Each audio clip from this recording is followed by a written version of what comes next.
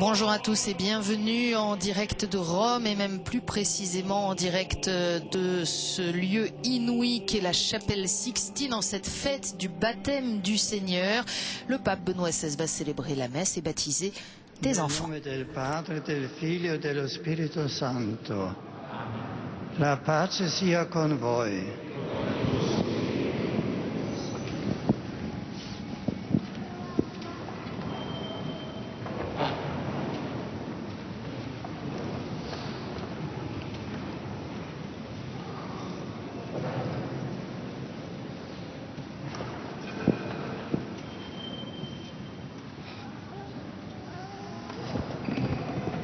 Care mamme e cari papà. Cher papa, chère maman, je vous adresse la bienvenue aux parrains, aux marraines, et j'accueille avec joie, au nom de la grande famille qu'est l'Église, ces petits-enfants bien-aimés que vous avez conduits ici dans la chapelle Sixtine pour qu'ils reçoivent le sacrement du baptême.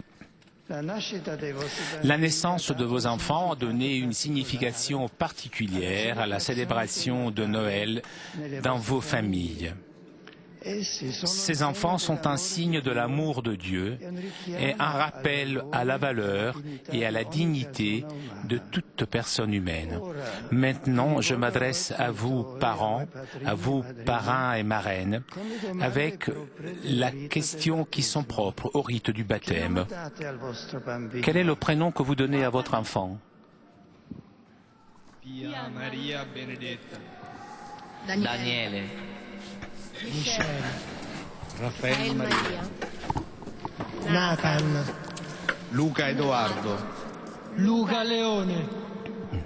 Nicolas Lorenzo. Loredana. Elisa Rosa Maria. Mattia Loris. Filippo. Emanuele. Benedetta. Francesco Luigi. Michele. Viola e Leonardo. Lissa Clotilde. Christian.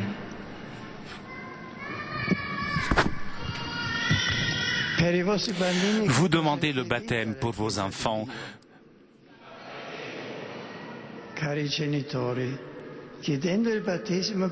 En demandant le baptême pour vos enfants, vous devrez les éduquer dans la foi et leur apprendre à garder les commandements pour qu'ils aiment Dieu et leur prochain comme le Christ nous l'a enseigné.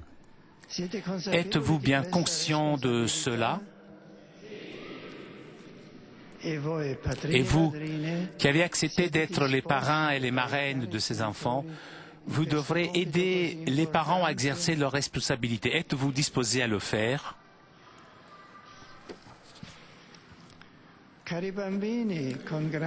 Chers enfants, avec grande joie, la communauté chrétienne vous accueille avec joie. En son nom, je vous marque de la croix le signe du Christ notre Sauveur. Et vous, leurs parents, leurs parraines et marraines, vous les marquerez après moi du signe de la croix.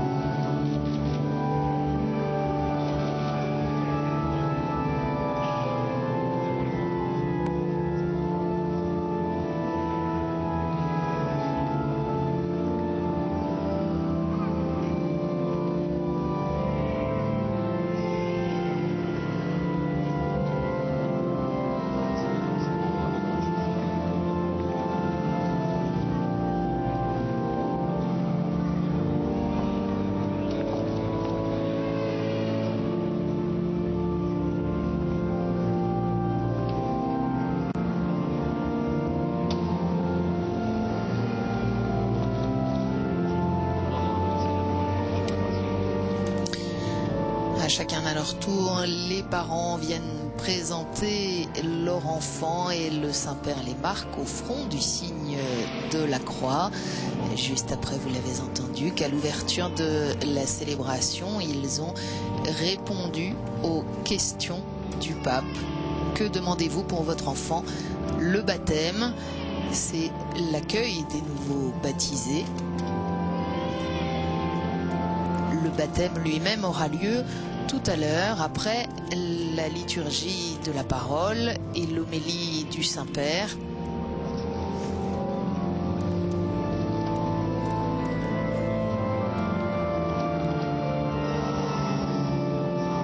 Ils sont 21 ce matin à recevoir le sacrement du baptême.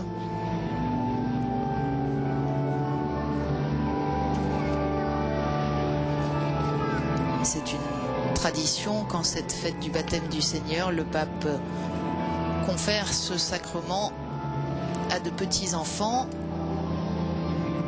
traditionnellement des fils et filles d'employés du Vatican.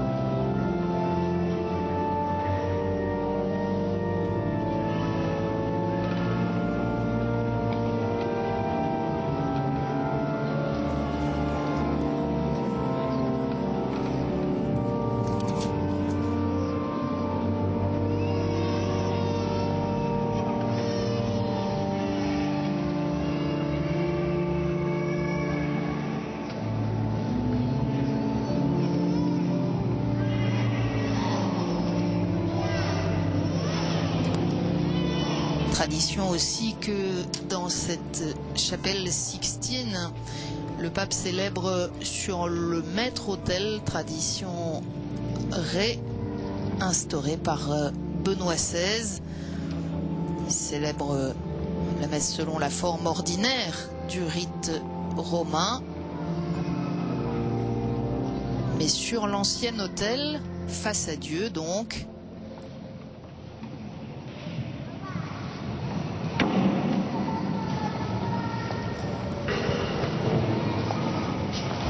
afin de rester en cohérence avec l'harmonie du lieu.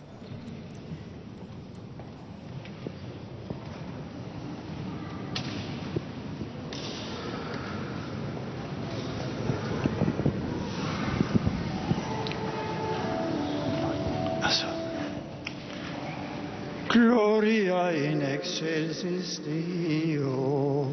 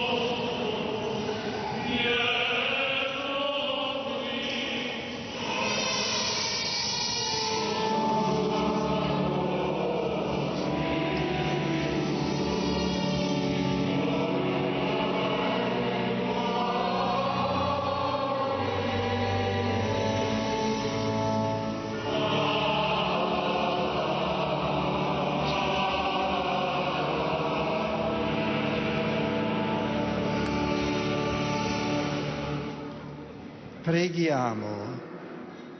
Padre Onnipotente ed Eterno, che dopo il battesimo nel fiume Giordano proclamasti Cristo tuo diletto Figlio, mentre discendeva su di lui lo Spirito Santo, concedi ai tuoi figli, rinati dall'acqua e dallo Spirito, di vivere sempre nel tuo amore per il nostro Signore Gesù Cristo, tuo Figlio, che è Dio, e vivere con te nell'unità dello Spirito Santo per tutti i secoli dei secoli.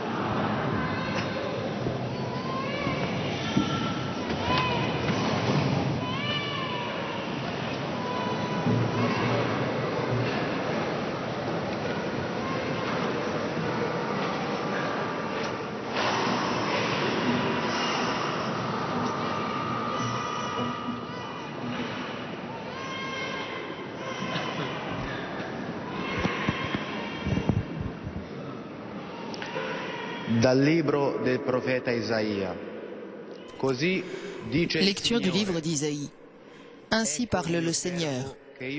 Voici mon serviteur que je soutiens, mon élu en qui j'ai mis toute ma joie. J'ai fait reposer sur lui mon esprit. Devant les nations, il fera paraître le jugement que j'ai prononcé. Il ne criera pas, il ne haussera pas le ton. On n'entendra pas sa voix sur la place publique. Il n'écrasera pas le roseau froissé, il n'éteindra pas la mèche qui faiblit. Il fera paraître le jugement en toute fidélité. Lui ne faiblira pas, lui ne sera pas écrasé, jusqu'à ce qu'il impose mon jugement dans le pays et que les îles lointaines aspirent à recevoir ses instructions. Moi, le Seigneur, je t'ai appelé selon la justice, je t'ai pris par la main. Je t'ai mis à part. J'ai fait de toi mon alliance avec le peuple et la lumière des nations.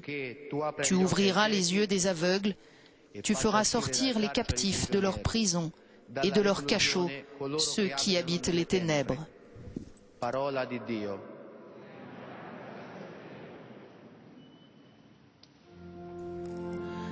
Et l'on chante le psaume 28, « Rendez au Seigneur, vous, les dieux, rendez au Seigneur gloire et puissance. Rendez au Seigneur la gloire de son nom. Adorez le Seigneur, éblouissant de sainteté. » Il Signore benedirà il suo popolo con la pace.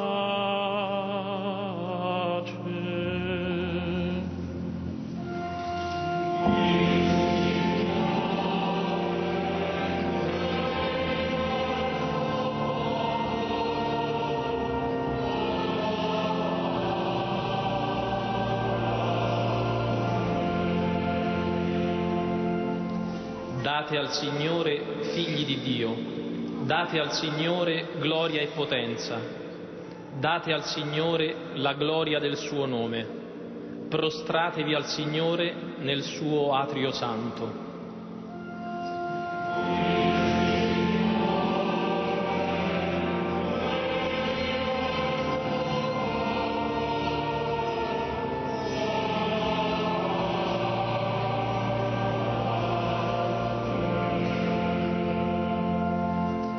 La voce del Signore è sopra le acque, il Signore sulle grandi acque. La voce del Signore è forza, la voce del Signore è potenza.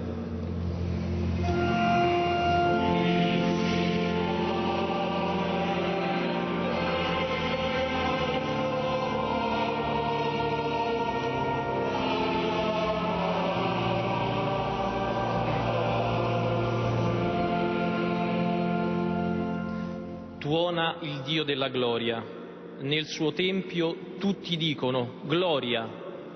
Il Signore è seduto sull'oceano del cielo, il Signore siede re per sempre.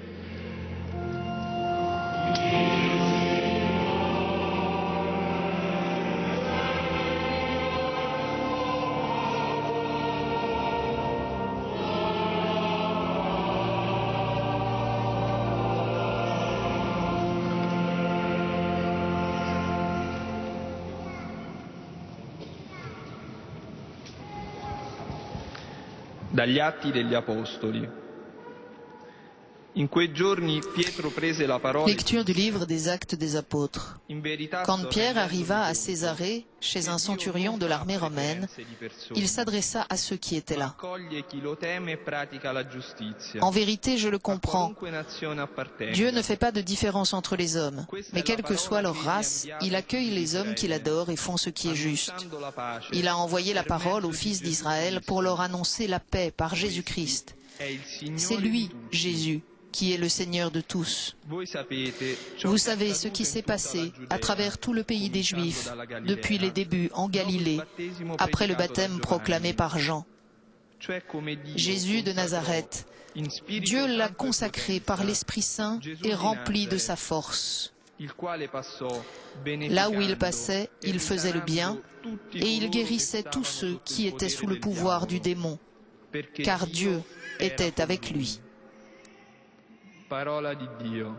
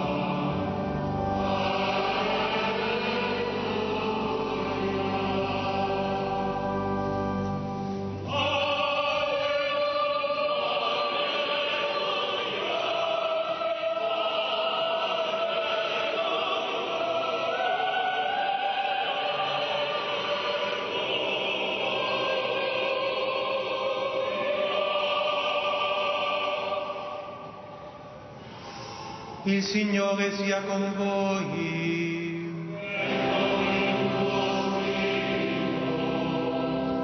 Dal Vangelo secondo Matteo.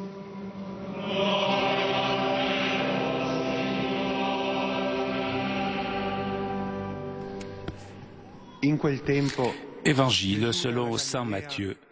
Jésus arriva de Galilée, paraît sur les bords du Jourdain, et il vient à Jean pour se faire baptiser par lui. Jean voulait l'en empêcher en disant « C'est moi qui ai besoin de me faire baptiser par toi, et c'est toi qui viens à moi. » Mais Jésus lui répondit « Pour le moment, laisse-moi faire.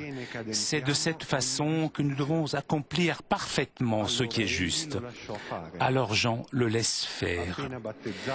Dès que Jésus fut baptisé, il sortit de l'eau. Voici que les cieux s'ouvrirent. Il vit l'Esprit de Dieu descendre comme une colombe et venir sur lui. Et des cieux, une voix disait « Celui-ci est mon Fils bien-aimé, en lui j'ai mis tout mon amour. » Parola del Signore.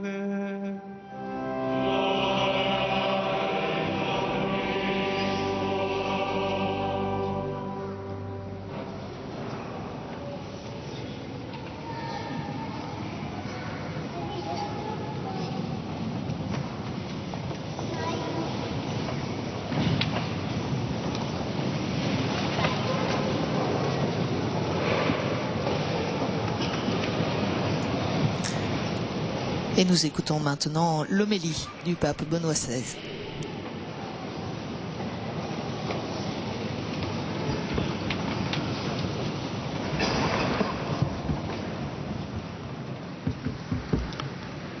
Cari fratelli e sorelle, je suis heureux de vous adresser mes salutations cordiales et tout particulièrement à vous, les parents, les parrains, les marraines, des 21 nouveau-nés auxquels, d'ici peu, j'aurai la joie d'administrer le sacrement du baptême.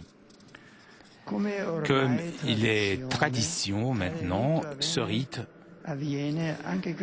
advient cette année aussi dans la Sainte Eucharistie, avec laquelle nous célébrons le baptême du Seigneur. Il s'agit de la fête qui, dans le premier dimanche après la solennité de l'Épiphanie, achève le temps de Noël avec la manifestation du Seigneur au Jourdain. D'après le récit de l'évangéliste Saint Matthieu, Jésus vint de la Galilée au fleuve Jourdain pour se faire baptiser par Jean. En effet, depuis toute la Palestine accourait pour écouter la prédication de ce grand prophète, l'annonce de la venue du royaume de Dieu, et pour recevoir le baptême, c'est-à-dire pour se soumettre à ce signe de pénitence qui rappelait à la conversion du péché. Même s'il s'appelait baptême, il n'avait pas la valeur sacramentelle du rite que nous célébrons aujourd'hui. Comme vous savez, en effet, avec sa mort et résurrection, Jésus crée les sacrements et fait naître l'Église. Le baptême administré par Jean était plutôt donc un acte pénitentiel, un geste qui invitait à l'humilité devant Dieu et invitait à un nouveau début, s'immergeant dans l'eau. Le pénitent reconnaissait d'avoir péché et implorait de Dieu la purification de ses propres fautes, et il était envoyé changer ses comportements mauvais, presque mourant et dans l'eau et ressuscitant donc à une nouvelle vie. Pour cela, lorsque Baptiste voit Jésus qui fait la queue avec les pécheurs, vient se faire baptiser, il est étonné. Reconnaissant chez lui le Messie, le Saint de Dieu, celui qui est sans tache, Saint Jean manifeste son étonnement. Lui-même, celui qui devait baptiser, aurait voulu se faire baptiser par Jésus. Mais Jésus l'exhorte à ne pas faire résistance, à accepter de réaliser cet acte pour réaliser ce qui est convenable, pour réaliser la justice. Avec cette expression, Jésus manifeste d'être venu dans le monde pour faire la volonté de celui qui l'a envoyé, pour réaliser tout ce que le Père lui demande, et c'est pour obéir à son Père qu'il a accepté de devenir homme. Ce geste révèle tout d'abord qui est Jésus. Il est le Fils de Dieu, le véritable Dieu comme le Père, et celui qui s'est abaissé pour devenir l'un d'entre nous. Celui qui s'est fait homme et qui a accepté de s'humilier jusqu'à la mort sous la croix. Le baptême de Jésus, dont nous faisons mémoire aujourd'hui, se place dans cette logique de l'humilité et de la solidarité. C'est le geste de celui qui veut devenir l'un d'entre nous et qui réellement fait la queue avec les pécheurs. Lui, qui est sans tache, se laisse traiter comme un pécheur pour porter sur ses épaules le poids de la faute de toute l'humanité, même de nos fautes. Il est le serviteur de Yahvé dont nous a parlé le prophète Isaïe dans la première lecture. Son humilité, avec son humilité, il veut établir une communion pleine avec l'humanité. Le désir donc de réaliser une véritable solidarité avec l'homme et avec sa condition. Le geste de Jésus anticipe la croix, l'acceptation de la mort pour les péchés de l'homme. cet acte de abaissement avec lequel Jésus veut s'uniformer totalement au dessein d'amour du Père, manifeste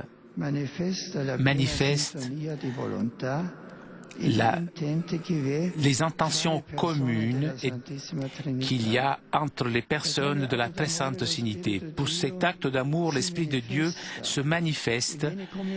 Il vient comme une colombe sur lui. Et à ce moment, l'amour qu'unit Jésus au Père est témoigné. Et ceux qui assistent au baptême, d'une voix du haut, que tous ont entendu. Le Père manifeste ouvertement aux hommes, à nous, la communion profonde qui le lie à son Fils. La voix qui résonne depuis le haut confirme que Jésus est obéissant en tout à son Père et que cette obéissance est l'expression de l'amour qui les unit entre eux. Donc, place donc tout son amour en Jésus, puisqu'il reconnaît dans les actions de son Fils le désir de suivre complètement sa volonté. Voici mon Fils, bien-aimé, en lui j'ai mis tout mon amour. Et cette parole du Père fait allusion aussi par avance à la victoire de la résurrection et nous dit comment nous devons vivre cet amour du Père. Nous comportons comme Jésus. Chers parents, le baptême que vous demandez aujourd'hui pour vos enfants les intègre dans cet échange d'amour réciproque qu'il y a en Dieu entre le Père, le Fils et le Saint-Esprit. Pour ce geste que je vais réaliser d'ici peu, se reverse sur eux l'amour de Dieu, leur donnant ses dons.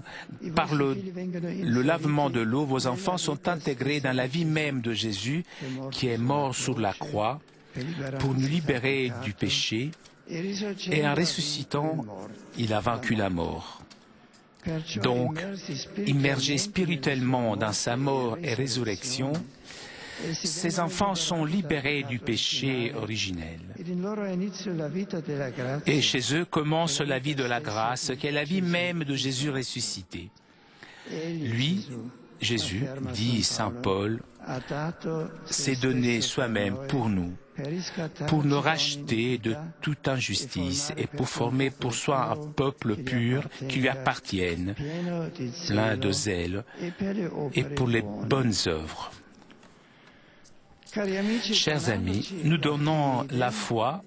Le Seigneur nous a donné ce qu'il y a de plus précieux dans la vie, c'est-à-dire la raison la plus vraie, la plus belle pour laquelle vivre. C'est par la grâce que nous avons cru en Dieu et que nous avons connu son amour avec lequel il veut nous sauver et nous libérer du mal. La foi est un don dans lequel nous donne aussi la vie éternelle, la véritable vie. Maintenant, vous, chers parents, marraines, vous demandez à l'Église d'accueillir en son sein ses enfants, de leur donner le baptême.